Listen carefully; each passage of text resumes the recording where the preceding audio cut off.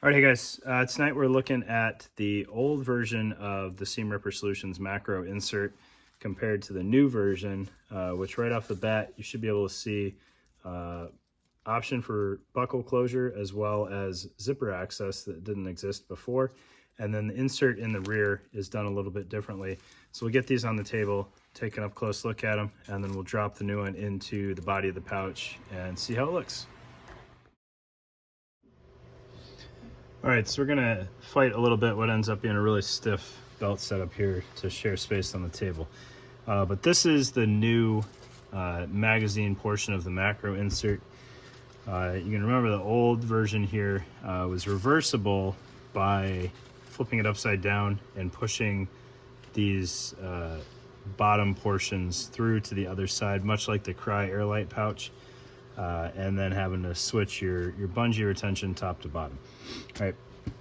The new version here, which comes in its own little wrap here to keep your mags kind of protected, which I think was one of the pieces of feedback I had on the other ones, is that kind of the bottom of your mags are fighting for pouch space with everything else.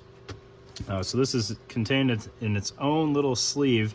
And then the insert now, instead of being having to flip it upside down and reverse it, like Missy Elliott said, it is hook on both sides. So you just rotate it 180 degrees, which means all your retention is on the top, and you're not going to have to flip that around or retie bungees or anything like that.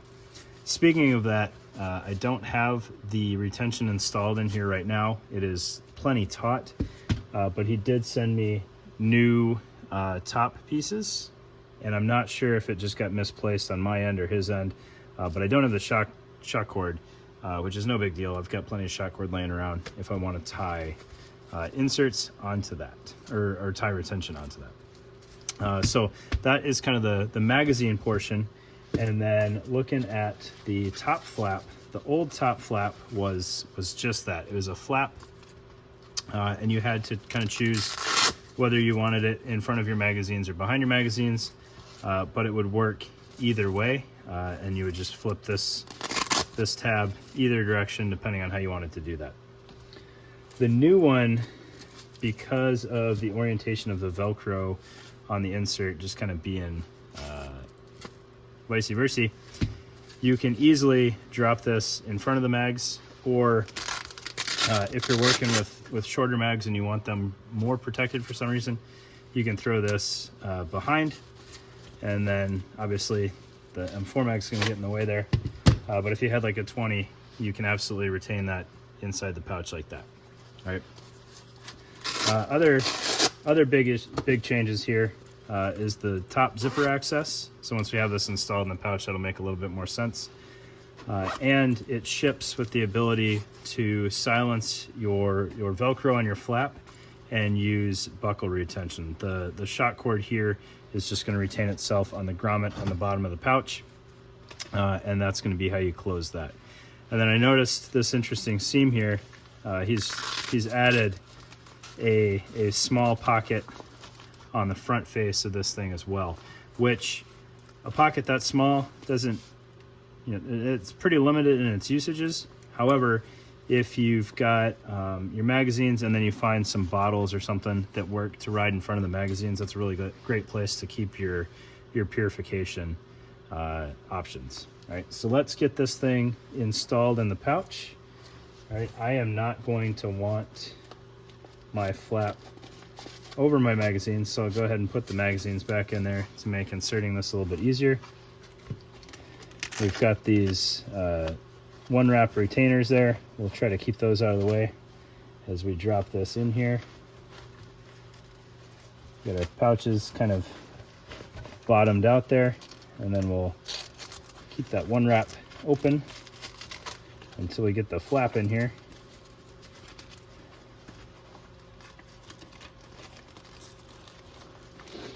Sink our flap down, close the one wrap, and there you go. Now we can retain it just like that. I've obviously got that silenced for now.